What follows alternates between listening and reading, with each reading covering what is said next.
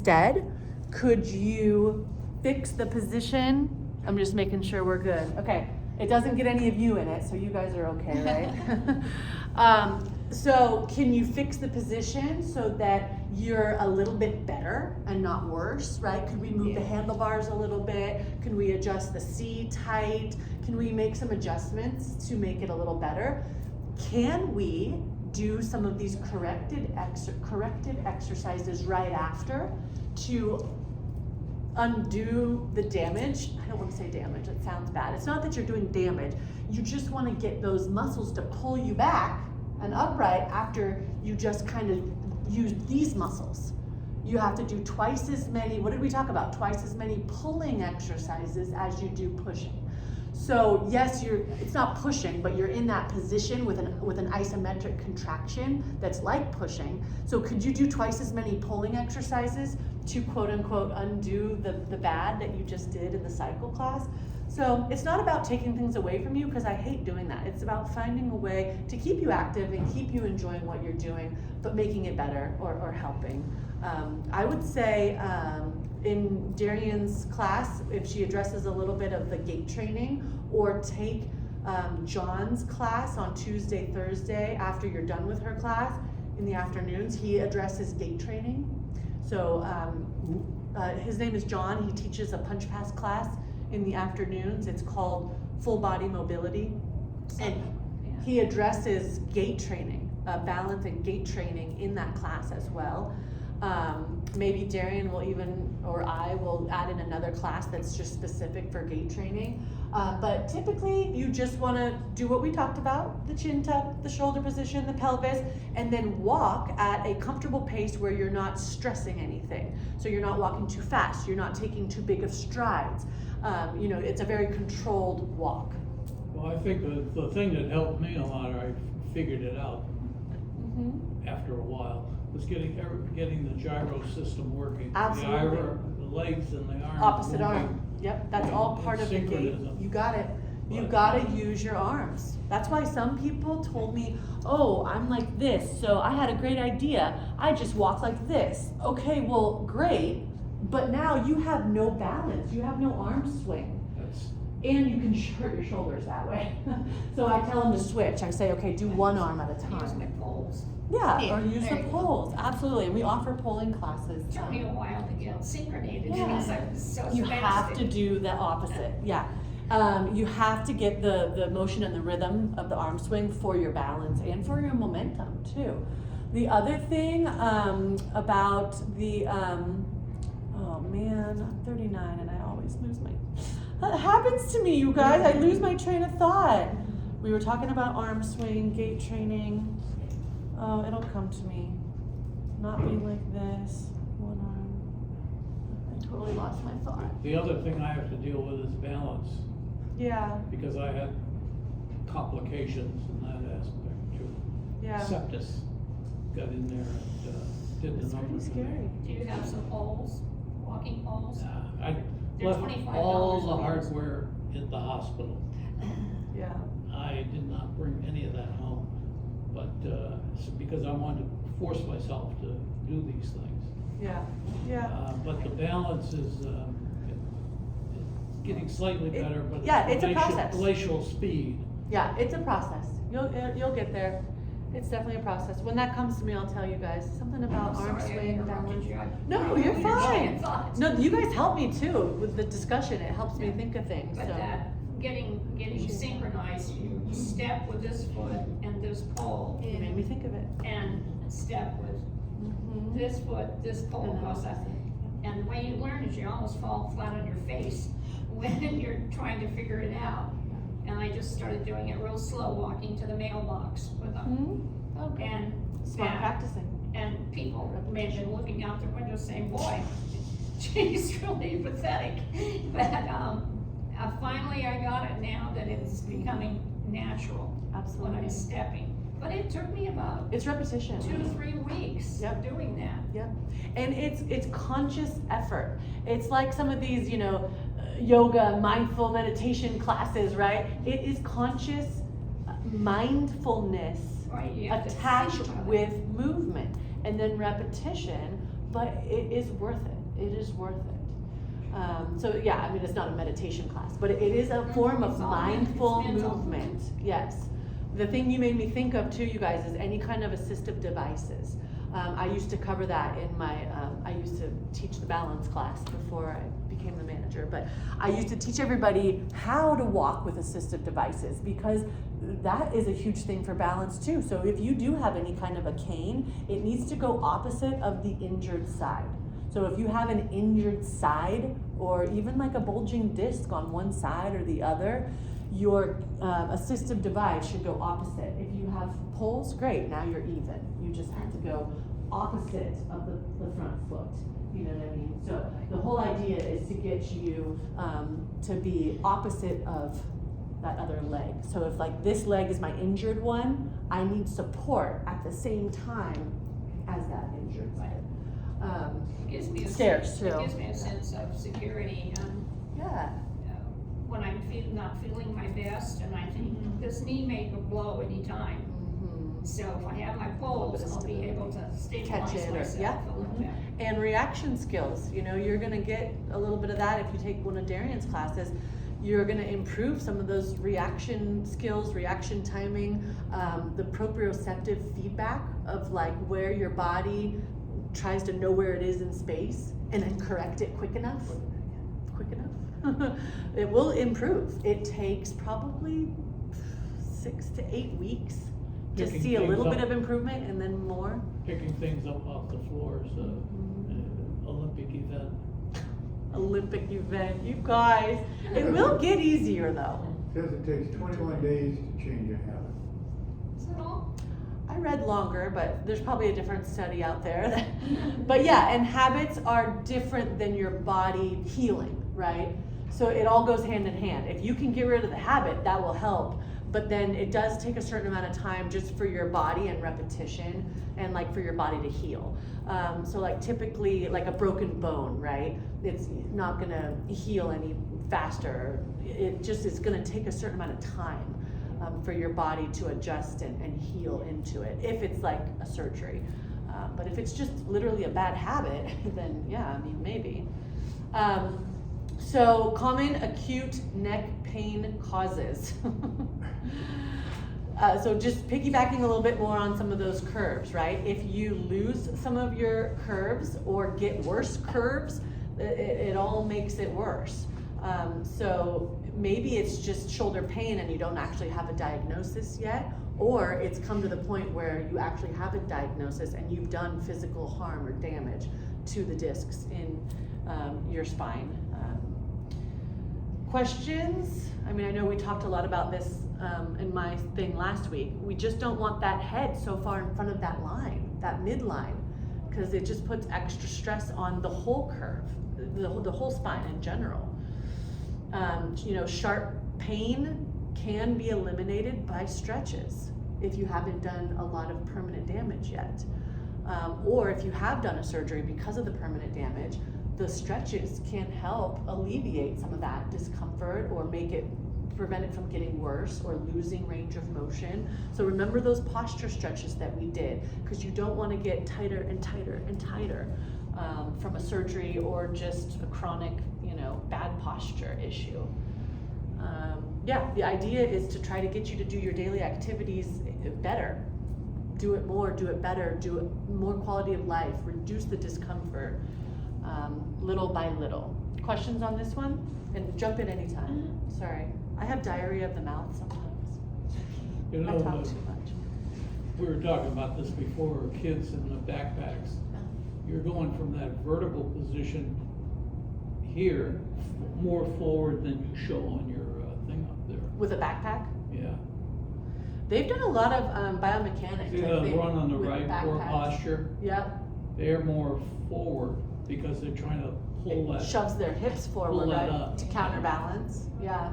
That's They've done a lot of studies, right? That's why they developed the rolly backpacks, but then they don't want to hurt people's shoulders. And then when you're slightly twisted, that That's a good rotation on our spine, Lisa usually says, you know, it can be one of those things where once it wears out, it wears out. So yes, we do need to rotate in real life to do things, but in a sense, if you're doing a lot of repetitive rotation with force and unnecessarily, it kind of has like a lifespan on it. I mean, you know, the more you do it, the more it can kind of start to wear down and create an issue and an injury. That's why when you do your chores at home, like the dishwasher and the washing machine and things where you're constantly grabbing and twisting and grabbing and twisting. I don't know about you guys, but in the PT world, we teach everybody toes and nose in the same direction. So technically you want to avoid this whole thing repetitively because it just wears down your discs and wears down your joints. Now, doing a little bit of it is good for real life, like if you're doing a golf swing and you want more muscles for your core rotation to support your spine better, great. But if you're constantly loading and unloading the dishwasher like this, and the washing machine to the dryer, it's unnecessary wear and tear on your body, and you're probably not contracting your core well enough to be supporting you properly. So think of nose and toes in the same direction. So I turn, I get what I need to do, get it close to me, turn my feet, use my legs, use my glutes, put it in, turn. I mean, it takes an extra step, but it is worth it. So just think, whenever your nose and toes are not in alignment, then you are at risk. A lot of what she's saying, I really want you guys to try to think of biomechanics and everything like that. Think of your body as everything in your body is like a lever system. If we're thinking pure physics inside your body, biomechanics, so things that she's talking about of better ways to do things, it's all about dividing work. And work is like a physics term, but you can think of it like literally, it's the amount of strain you're putting on each part of your body. So the proper ways that she is showing things is dividing workload in your body, so it's putting less strain on those certain areas. When your posture starts to change is because your work is a lot of work and a lot of workload is being put on certain parts, and that's why your body tries to correct itself because of how much work is being put on one spot. I mean, if we even think about, let's just say like me trying to lift this table up with a straight arm, right? You know how much work is being put on my shoulder? Not good. But if I maybe have a slight bend as I'm lifting, guess what? Now it's divided between here, here, and here. So it's much less force put on each joint, which in turn helps us not potentially have an injury or potentially have a change in the biomechanics of our body because a bunch of force isn't being put on one spot. If a bunch of force is being put on one spot, it's gonna have such an increased chance of that degeneration and that wear and tear on those joints. So how she's showing it, like using your whole body, it's dividing that workload between your whole body, your core, everything, when you're doing tasks such as like that bending and twisting and lifting. Good point. Good way to word it. Thank you. You're changing the geometry of your body also, and Yeah. there's a problem with BLT, bending, lifting, and twisting at the same time. And Yeah. that's basically what you're doing when you're doing the table. Yes. So you've got You guys are right. things in the right place. And the two most dangerous things you can do at the same time is the reaching or the bad position that we talked about mixed with twisting at the same time. So be very careful you don't break two rules at the same time. I did that, and that's why I hurt my shoulder, because I was Yeah. reaching into the back seat of the car to lift out 2 jugs of water.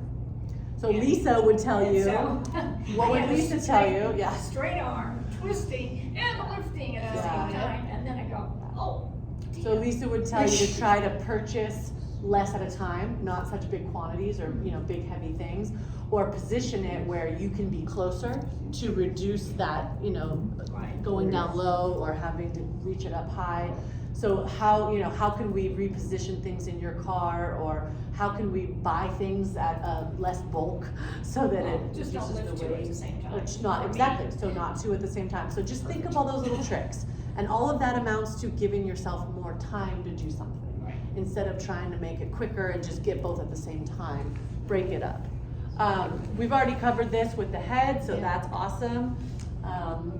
And then let me know if you have any questions, just stop me anytime.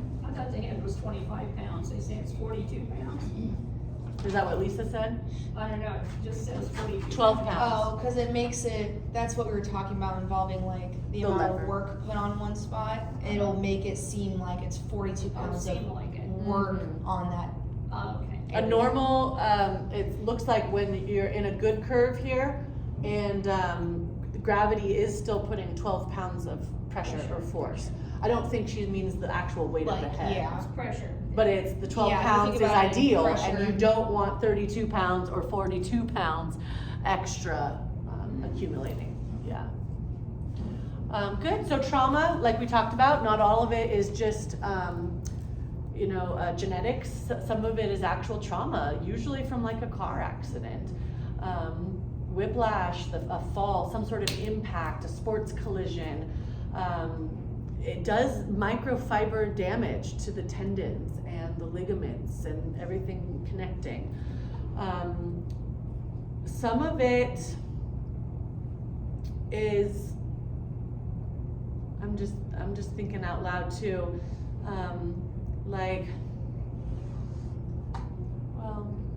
fall. I mean, think of just like your everyday activities too that are repetitive can create trauma, repetitive trauma. And then it says immobilization. Some people have, neck braces. So like, did anybody have neck surgery? You had back surgery. So sometimes with like a fusion or Lumbar surgery. a serious neck issue, they'll fully brace you, right? Like we talked a little bit about last week, how that brace I showed you has a lot of stretch and give. Well, sometimes, you need to be super immobilized for it to heal properly.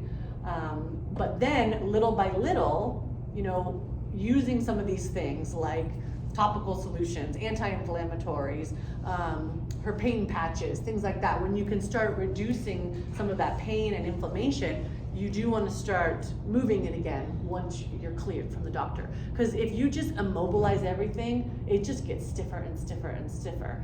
Remember like the old-fashioned bed rest? Everything was like, oh, bed rest, you're healing, stay in bed rest. Now in the hospitals, it's all about early movement and walking to heal. So yes, you need to listen to the doctor and immobilize yourself for however long they need you to, but then little by little, when it's safe, when you're in a very controlled environment, take yourself out of that brace or take yourself into some of those stretches that we talked about, because now you're producing blood flow, movement. You're not going to develop a frozen shoulder. If you put yourself in a sling from a shoulder injury because you think that's going to help immobilizing it and help it heal, well, now you have a whole nother issue, which is frozen shoulder, and that is horrible. You've probably heard of that. Everybody's heard of frozen shoulder. I mean, look it up. It's not a whole lot of rhyme and reason to it. It's literally just, I don't know why my shoulder's frozen. It's stuck, and any kind of a movement is just super painful. Yeah, And you want that 1 year, lubrication. 3 years. Yeah, And you that need that lubrication for sure. So questions on this one? She's just talking about the different impacts if you do have whiplash, the different ways you can hurt your cervical spine. Then when those forces, you can see in between the discs,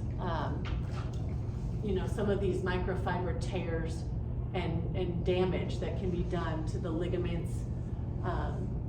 So tendons connect muscle to bone, ligaments connect bone to bone.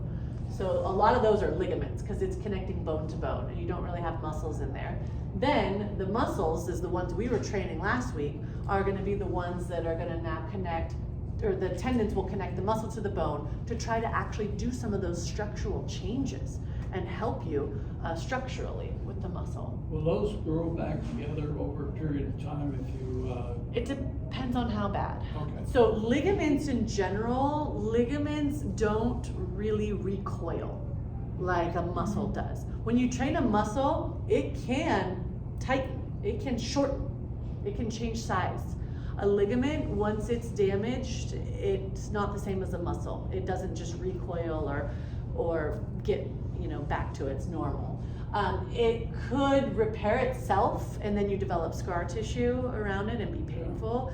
But then that would be a doctor's perspective of how bad is it And what would need to be done at that point? A doctor would do an MRI to determine that, if it's gonna heal on its own or if you need a surgery. So which one connects to the bone, the tendons? Tendons connect muscle to bone, ligaments connect bone to bone. So when you have a muscle that's working and getting shorter and contracting, and it connects to a tendon that is attached right to the bone, that's where you can get some of that tendonitis pain. So for example, a lot of people get like tennis elbow. If you're working repetitively, like motions, like the gripping and the twisting and all of that, and you flared it up, well now, right where the muscle attaches to the, so the tendon is right where the muscle attaches, you know, I'm doing a bad job explaining it. You're going to get the pain right in the tendon. Because the tendon is connecting that muscle to the bone, you commonly get that pain right in that tendon. And so it attaches right to the bone. You're skipping over nerves. Well, they're underneath. Another huge Yeah. issue with all that.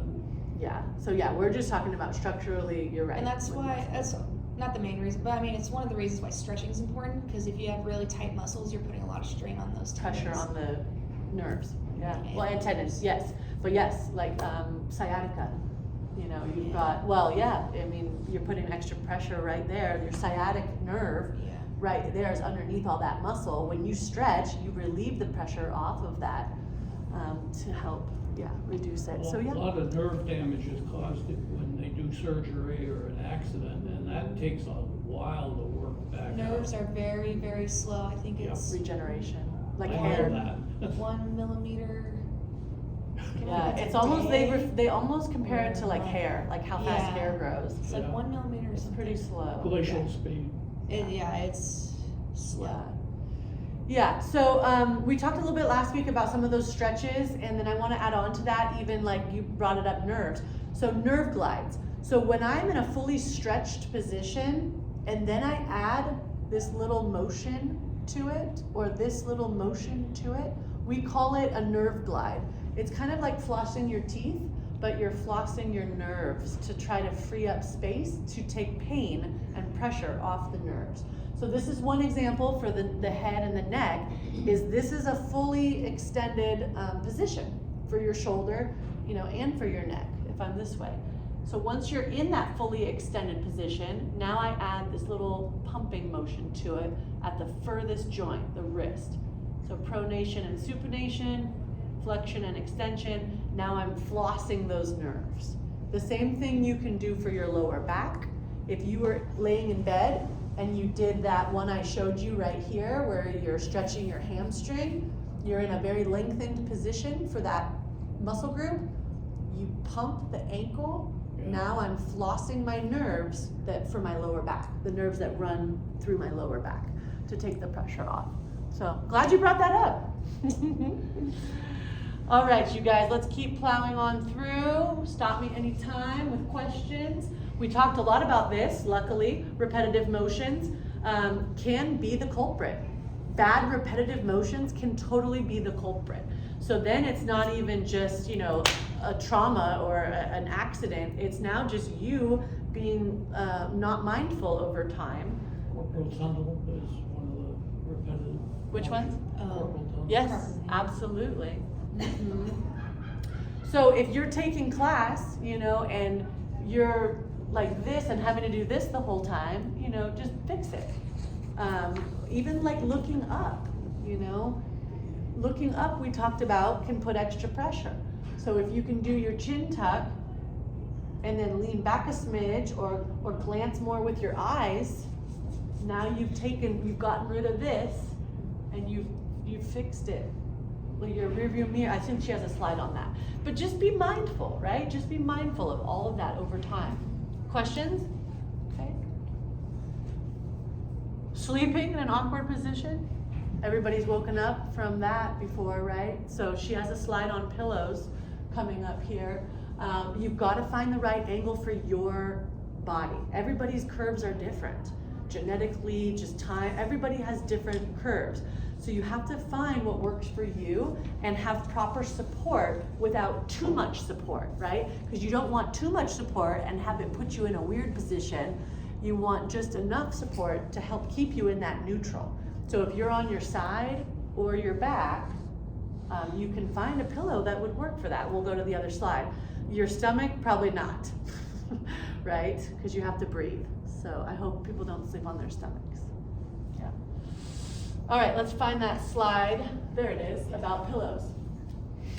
So she wrote, well, she's showing you the angles, obviously. So you need to have the right amount of cushiness where it doesn't lift your head up too much, but it also doesn't make your head drop too much. So play with it. The other thing I'll tell you is it sometimes takes a few nights. You can't just get a brand new pillow and then say, oh, I'm magically cured, this feels great. Sometimes that works, but sometimes it does take a night or two or a few nights with a new bed mattress or a new pillow to find, this is actually working after 3 nights. Oh, wow, okay. But you can also maybe have somebody take a picture of you or look in a mirror so you can kind of see, is my line neutral, the green, the good, or is it in a weird funky red line that you don't want? Questions on this one? Mattress too. Yeah, mattress too. And a lot of people tell me they like a firmer mattress. A little bit better support for the spine in general. When you have a sofa or a couch, you're too sunken, too squishy, that's when you wake up with your neck pain for sure. She's recommending a few options here. A lot of the times you could probably do an Amazon give back. I don't know, but yeah, because you don't want to spend all this money and then it doesn't work. But you could try the Tempur-Pedic style. You could try that contour side to back pillow, so you can have a choice of going from your back to your side in the middle of the night and back and forth. Or the Tempur-Cloud pillow if somebody likes a little bit more cushiness but gives you enough lift so that you're not, dipped down too low. Anybody find one that works good for them that they've really stuck with? Or you're still looking? Still looking. Still working on it. So consider these options. Maybe Amazon has a deal where you can send it back. Tried them all, they're junk. Tried them all. All of those are junk? Yeah, that just doesn't do it for me, the Tempur-Pedic pillow. Sure. Yeah. It's too, Maybe the My Pillow. I've seen those advertised. I have to. My Pillow. I do a bamboo pillow that I really like. Does anybody have any ideas for anybody else in here? No? But at least it gets you thinking about it, right? At least it gets you aware. Am I neutral? Am I waking up stiff? Is that something I could fix or address that could help me the next morning or throughout the day? I have to sleep with a wedge. I bought a wedge thing from, because of GERD, Yeah. Yeah. so Yeah. that's hard. Yeah. Have a pillow and that. Yeah, for sure. So this is talking just a little bit about, you guys have probably, I don't know if everybody's heard of the term there's spondylolisthesis and then spondylosis. Spondylolisthesis, you definitely don't want to be forcing like an arched position. Because you don't want to put extra pressure on the little vertebral discs, the lamina, whatever you want to call them, because you don't want any fractures on them. So a lot of the times, like, you want to be careful, looking up or back, or you can crack some of those discs. You want to be careful. But a lot of it is just, unfortunately, gravity and time, degeneration, wear and tear. We can't avoid gravity, right? We're not walking on the moon all the time, and that's a whole other problem if you were. But that wear and tear and that pressure of gravity starts to do some degeneration of those discs, and that wear and tear on all those little in-between spots in your discs start to, reduce, right? That's how we shrink a little bit. So we lose a tiny bit of cushioning between every disc, all the way down.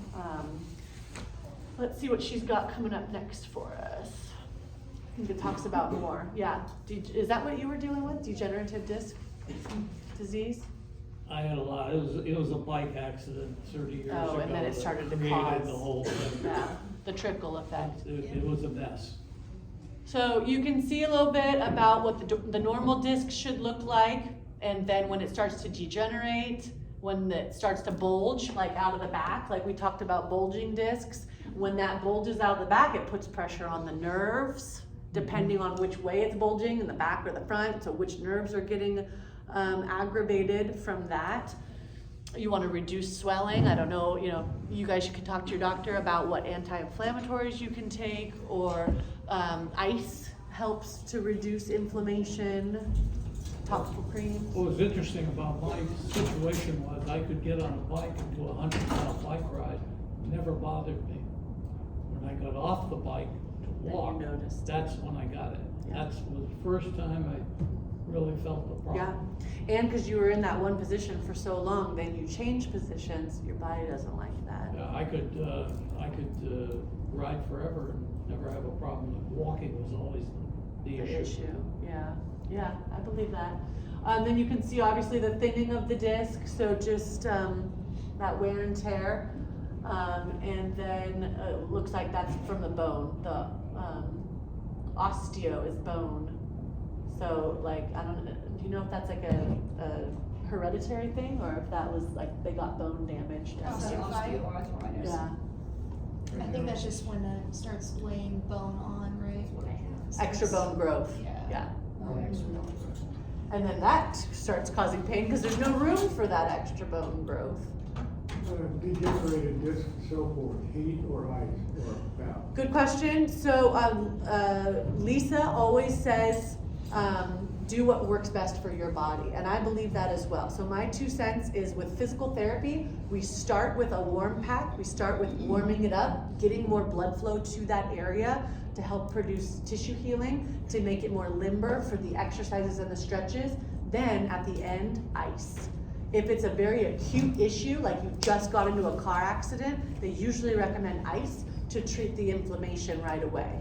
But then it does constrict you and make you tighter and stiffer, but that's okay because you kind of immobilize for the first, 5 days a week, depending on what the injury is and how bad it is. Once you start getting outside of that acute phase and into more of that, longer term phase, usually they say heat. But for me, like I have a long-term hip issue, I like to do both. So I like to do a little bit of the warm first, like hot tub, jet, stretch, and then I put frozen peas on it before I go to sleep, and I sleep great. So you could go back and forth, or you could just pick what works better for your body. Once you're out of that acute stage and it's just kind of more chronic, and you're like, gosh, every time I put ice on it, everything feels horrible, I get sharp shooting pains. Well, then just keep doing the warm stuff. Your body's reacting. Listen to your body. Listen to your body. But there's no healing to it. There is a little bit of research that if you go back and forth, like every 10 minutes or something, there could be. I think there was a study once that it can help you heal. I think that's what she was saying. It depends on what phase, Yeah. whatever it is you're putting it on is in. If it's in like an acute phase, it's really early on.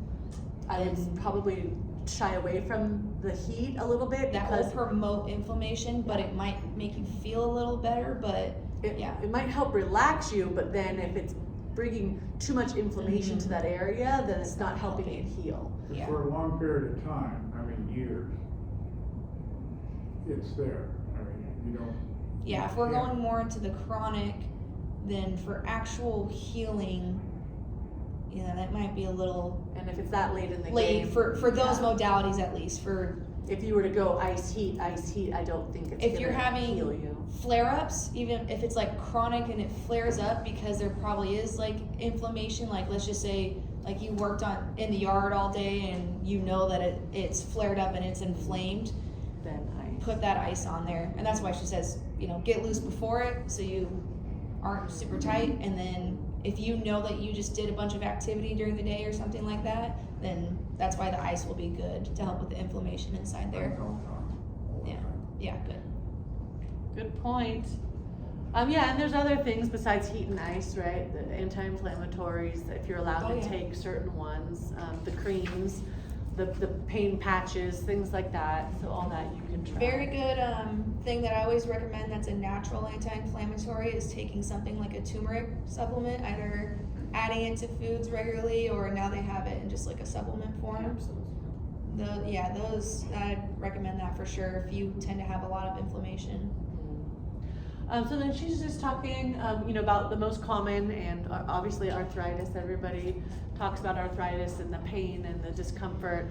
A lot of the times arthritis makes noise. So everybody's like, oh, I hear the cracking and the popping, and is that bad? It's probably arthritis making noise. I wouldn't purposely try to crack or pop joints, but obviously if you're doing your stretches and you're hearing some of that arthritis, it's normal. It's all part of the deal of us celebrating birthdays. Woohoo! But yeah, arthritis, it starts to form, and there's really not a whole lot you can do about that. But the stretches and the exercises can help relieve it a little bit. I mean, it's not going to take it away.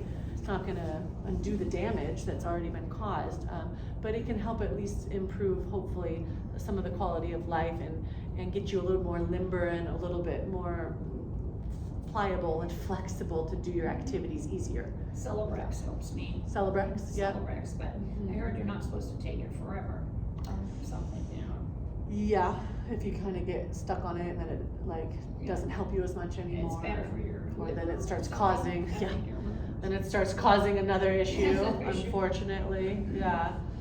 So we talked a little bit about those herniated discs, and what they are, that little jelly-filled donut type of thing that oozes out, like you saw, the oozing out, and any questions on that? Yeah, you don't want it to leak or pop either. But a lot of these, the doctor sees in those MRIs and talks to you about and what to do and how bad the herniation is and if it needs a repair and things like that. Just make sure you get a really good doctor. Yeah, or get a second opinion. Yeah, third opinion even. My son-in-law had to have re-surgery on that. Yeah, absolutely. She gets into some common shoulder pain issues. Obviously, we've talked about it before. There could be just brute trauma or an accident, or it could be wear and tear over time, So rotator cuff is very common. Those are pretty deep muscles in your shoulder that are underneath, like our deltoids, and underneath our big outer muscles. So when we did a little bit of those stretchy bands, we talked about it last week, that helps to condition the rotator cuff. When you can condition it, it helps prevent injuries, or if you're already injured, it can help you to condition that again so that you have more range of motion and you're in less pain to be in the better position in your socket. But yeah, anytime you need to reach back or do anything with rotation, that's your rotator cuff. So you'll feel pain in there if you have a tear from anything. I don't want to talk about this. Age, your job, your family history. So yeah, any questions on that? Gravity, blame it on gravity, pulling it forward in the socket, right? That's what we're going to blame it on. But it's always a genetic issue or something that you did repetitively over the years, like a job or age or some sort of trauma accident that happened. And it just felt right here, or did you feel it So in the your arm? absolutely referral pain down your arm. So the actual rotator cuff, you might feel more specific, like right in there or right in there, and it's deep. But common referral pattern for pain in general to go, even with rotator cuff issues and pain, is right down your deltoid, like right down that big muscle. If you do a little bit more of some of those stretches, it can help reduce some of that pain. But then also, once you're ready for it, conditioning like the rotator cuff to make it a little bit stronger can help get you out of some of that pain too. Other questions? It hurts. That hurts the rotator cuff? So our shoulder joint is our most complex joint of the body. It has the most amount of movement, the most degrees of movement that it needs to do with the least amount of stability. So it's a ball and socket joint, just like our hip, but our hip is so stable because we're connected to the ground all day. So those are big muscles that are used to supporting it because it's all our body weight on the ground all day. Your arm is free to move. We don't walk around on our arms all day. So we have very little musculature connecting it and supporting it and holding it in the socket.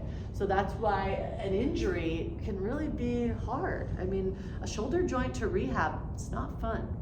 I mean, not that any joint is fun, but to be honest, like I'd probably beg to differ that like a knee injury would be a little bit easier to rehab than a shoulder. But you are walking on your legs all day, so there's always that give and take, you know. But there's your 4 rotator cuff muscles that are deep underneath there to try to help provide the internal and external rotation and the support from that angle.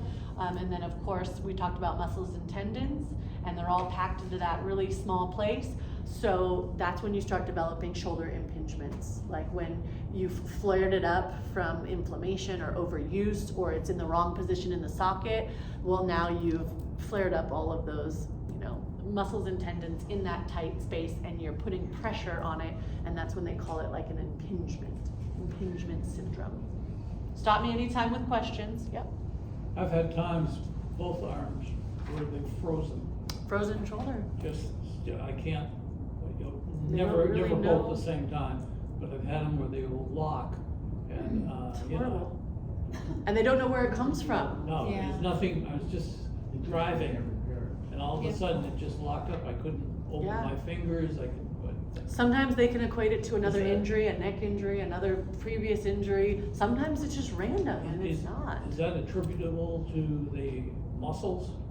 Yeah. Tendons? Yeah, or nerves? you have to stretch them. Oh, which one? Yeah, Yeah. all of them packed in that tight space like Tight she talked space. about. All of them packed into that little tight space, and then asking you to do all these, you know, things with it. But all my total shoulder patients that I've rehabbed, you got to get it moving. And if you don't get it moving little by little, like doing the pulleys that we talked about, those cane overhead exercises on the table, then they do surgery and they crack it. They put you out, they put you under like anesthesia, and then they do it for you. And they crack right through scar tissue, adhesions, arthritis, and they just move it for you. And then you have to do therapy every day for like a week or two to keep that motion. But everybody scars differently. So if you are somebody that scars up more than somebody else, just your own genetics, now you are worried about it freezing again because scar tissue has built up around that joint. But yeah, frozen shoulder, it could last a couple months, it could last 2 or 3 years. Not necessarily the shoulder, it's the little arm freezes. It could be. And yeah, I've tried to Because of the analyze it, nerves. you know, what position I'm doing it. I can't.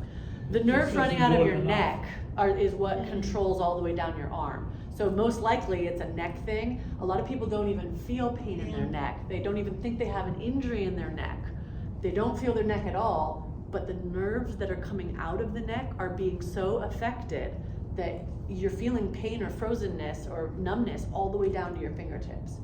Now it could also be an impingement in the shoulder because it crosses the, you know, this joint and this joint, but it's usually the neck is the culprit.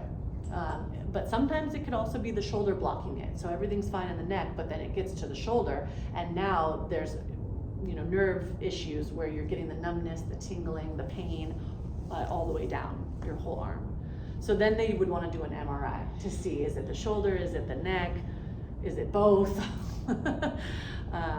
And go from there. But if you're having any kind of numbness or tingling down your whole extremity and it's persistent and not going away and getting worse or not getting better for a length of time, you really need to see somebody because you can do permanent nerve damage, absolutely. And then you'll lose feeling completely down your whole arm.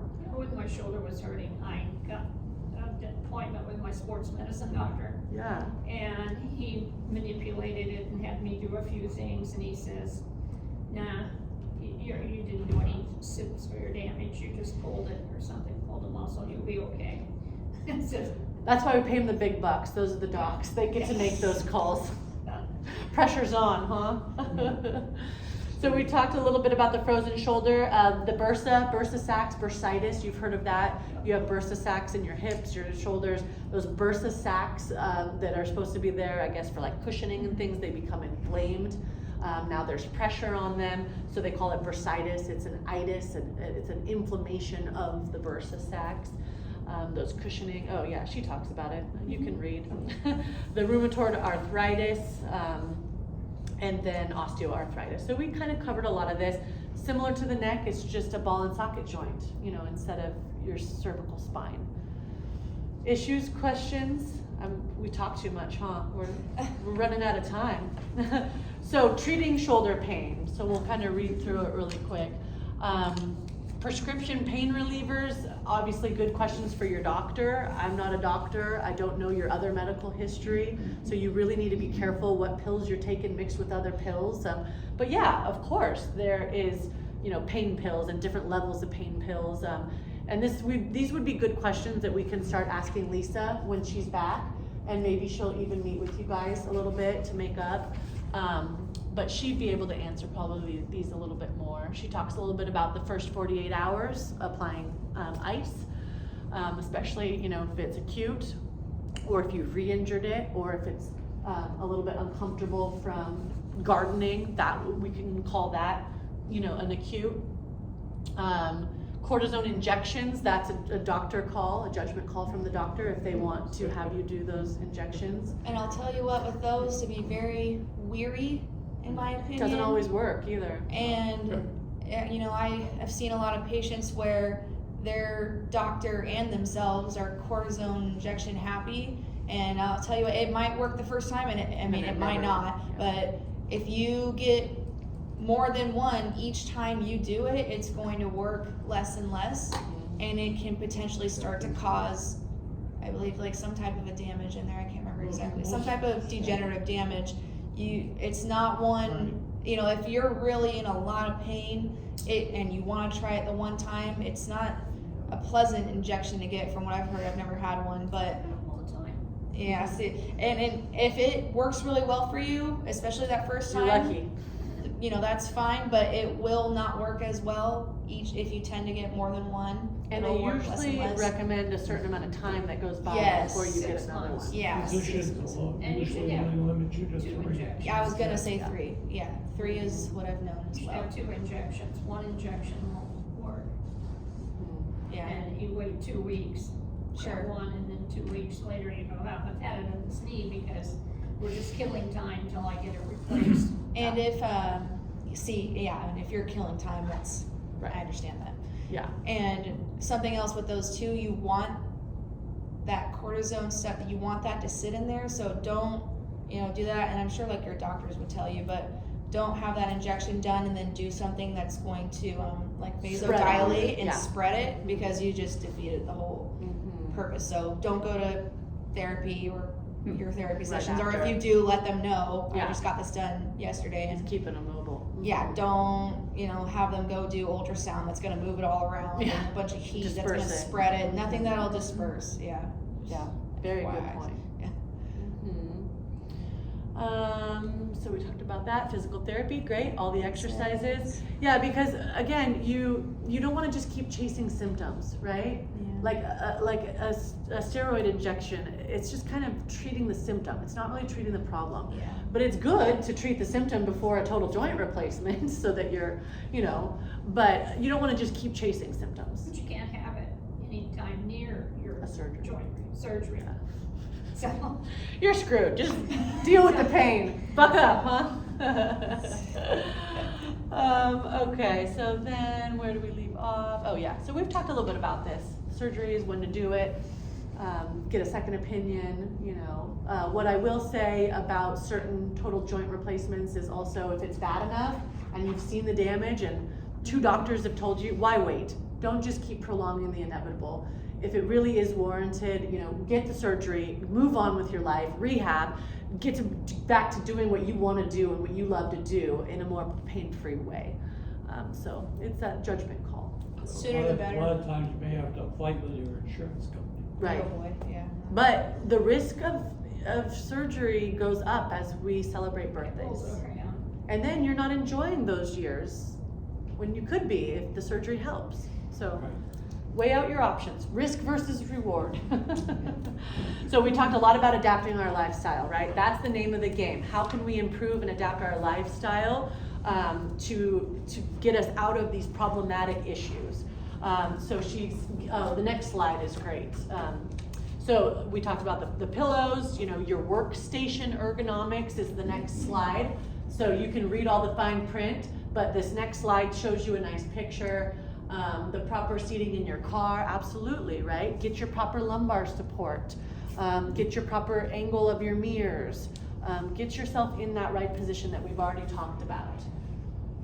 Utilize adaptive devices to promote good posture. Anytime you're reading, can you elevate the book? Can you clip it to something? Can you put something under your knees so that you're more like, this rather than like this? How can you change your alignment and your position to be in that spot that I showed you last week? That alignment that we talked about last week. Questions?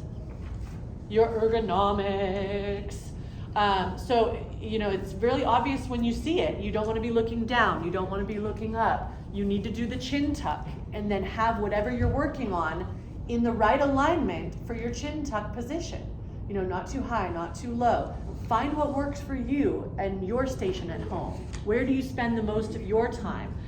It's obviously not great to sit all the time, so I have a standing desk. I go back and forth. After I feel a little stiff, I switch to standing. After I get a little tired, I switch back to sitting. I literally go back and forth throughout the day because it's better. When you stand, now I get the pressure off my hips right here, and I use my glutes.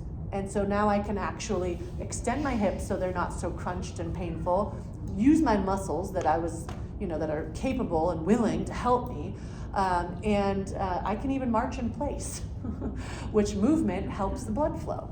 Stand-up desks are a real plus also. They make treadmill desks. Have you seen them? I wouldn't recommend it because it's dangerous, but they make treadmill desks where you can walk at the same time as do your computer. It's insane. It's a little dangerous, right? Because obviously you don't want to fall off the treadmill. But yes, I don't want you in one position for too long, and sitting is the new heart disease. I don't have to preach to you guys, sitting is the new heart disease. It's the #1 killer, sitting. Not just for our joints, but also just being sedentary for our heart health. It shows you your couch at home, not great. So you guys got the idea. I've drilled it in enough, huh? Your car. How can you better place yourself in your car? Put that little thing in your lumbar support so you're upright and you're not like that. I have that little pillow. Did we talk about it last week? I can't remember. I have a little pillow that I made that's the right depth for me that I use on airplanes, cars, any random, and I just put it right there in the small of my back, and now I'm in the right position. Because not every seat's designed for everybody perfectly. So you just have to make it work for you. Questions? We did it? Oh my gosh, we did it, you guys. So, I'm late, I'm sorry. Ooh. So I will just leave you with this. Lisa, if you've never met her, is just very available, very sweet. She's more than happy to help us answer more questions that I didn't address. So please jot down your questions, email them to me, and then I want to make sure we reconnect. I have the roster, so I have all your guys' contact information to get you those pain patch samples once she's back, because she has them all in her trunk of her car. Any questions for us? Have either of you seen this? Your hands? Yeah. Yeah. See, I can't open my hands. Dupuytren's. Dupuytren's, yeah. Mhm. Most people don't, even docs don't know about that. That's weird. Yeah. They call it the Pope. The Yeah. Pope's hat. That's because Well, I can't. Did you try hand therapy? That's it. Oh, I've Everything. had It's surgeries, pretty, yeah. 2 on this hand, 1 on this one. They'd This have to one's been- release them. I've had the Really? Stony Brook injections. Oh, yeah. That comes right back. Oh, yeah. 50% of the time it'll come right back. Yeah, it's kind of one of those things. Do they blame it on genetics? It's It's a Recessive gene. white European men, Exactly. Northern European. Northern European. Yeah, that's the. At Stanford, the doc there, the ortho doc, told me the worst case he ever saw was a black musician in Hong Kong. Who would have thought? No way. I wonder if the musician had anything That's to do what I with was it. thinking something. Repetitive movements, you guys. Repetitive This movements. has to do with the Make sure you stretch. tendon. Yeah. Yeah. It's It a just- hardening of the material with the tendon Yes, indeed. wrapped around. Yeah. Yeah. Yeah, it's all I just- can say is any kind of repetitive thing you do, whether it's gardening, tools in the garage, whatever you do, You've had make sure you're releases. Oh, yeah. stretching You've had before very- and after you do that activity. That will be your saving grace. Well, I had to have Thank it you. twice on this Thanks, end. guys. Yeah, sitting here. I know, right? We For broke our 20 and 2 rule. Yeah. I didn't, I got up a few Yeah, you times. got it. That was a test, I was testing you guys. Thank you. Oh, man. I'm gonna go to the free It's class. kind of that big say. Oh, good, I'll be leading that, yeah. Do you Awesome. do a lot of Okay. Well, vibration? not- I'll be things- That was the introducing. other question, when this came Yeah, up. I created that little spotlight on event. Right, so I'm that's glad you're taking advantage of it. You wear gloves though?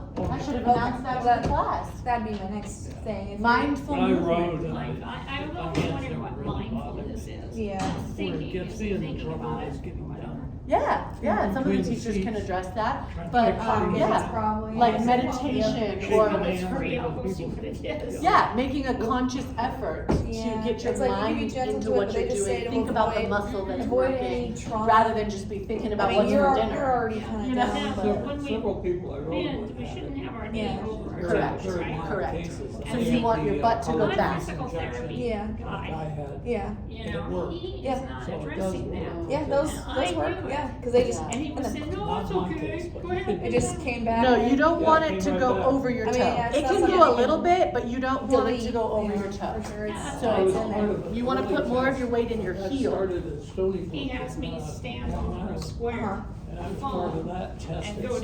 down with Oh, a, sure. with a pole. And, we did And then come research back here, up. where they did That just Jackson and. pulls on this. Yeah, if you're having trouble doing it, we need to find something Yeah. different. It's Cause just, your body's telling They you had to something. stop it's like, after a while and it because they pops, started you getting can see antibody my, reaction. Yeah. knee pop out when I, It when I didn't go work. down like that. Yeah. So Yeah, I your don't body's work. telling you I was- something. Yeah. And in fact, actually, our next topic, or in 2 Right. months, is Oh, of living course. with knee pain. Jeez. It's next month. Is it next month? So You weren't before joking, then- you really got it all going Well, then on. you, yeah. Like I I was said, gonna say, I I know have it's coming everything up. but It's either the next one or the Yeah. Yeah. So yeah, we're doing living with knee pain. So It's we'll another- see you there. Yeah, even if you're using power tools or something, Exactly like you that. I have said, kind well, of gee, they have the classes the for gloves all with a my little bit of products. padding, I'd say use them. Yeah, That- every month that was we'll the just first keep, thing he asked me. He picking said, the "Do you next use a topic." jackhammer?" I Only said, thing is, "Oh, no, I was PT's behind paid the for by desk all Medicare. morning." This is- Yeah. Pushing the drawer and they $90 bucks. And that's why. My 5-year plan is to try to get physical So they therapy gave up on here. me on See, that. we had, and then they See you put in. tomorrow. All right, see you. Yes, They kicked her the out. Sutter, yeah, That yeah. was a bad thing. It Yeah. was, I wasn't here for it was that. harsh feelings, Oh, I didn't even know. because they didn't give her hardly any notice. Yes, that tomorrow. they were out. Next Oh, door. wow. Yeah. Hey, good to see you. Yeah, and the aerobics I know, she room told or me. whatever. And I was like, man, it was so good to see you and that you Yeah, I had told me cortisone about, shot. so I remembered the For connection. this Because shoulder. otherwise I would have never thought of it. Which You know what I mean? was So then I was like, both okay, now I know who you belong surgery. to. Yeah. Joyce is a 6 sweetie, days, I she's was a in the special hospital woman, with a patient. special lady. I had a staph Well, it seems like you infection. both are pretty special, but 2 she's, surgeries, having 26 her in days in class, she rehab, was a and very 126 special Well, it infusions. was funny with her. Theory was I was going that through the the staph surgery. infection, which is also Davis always was recurrent, 5 months. Yeah. came through that portal She used to come with up the there. shot. This was right. Oh. No other thing would have happened She other was able to than sneak that in one because she heard. shot. You can't prove it though. Can't prove it, but it's the only thing. And they. And Wow. She so, stayed He doesn't want another shot. I, I don't want him to have one. I don't, yeah. Call her. but Weird, it was really weird. I, It was, oh, it just got awful. I went in that night, and after that night, evening, my pain was bad, and they were operating But what about at this? 11:30 at night. She asked us all the right questions. Yeah. right? 2 operations, She Dr. knew that Clue. she had to, who's she top did all of her, physician. Yeah. reference But- books. And they talk and come up with Yep.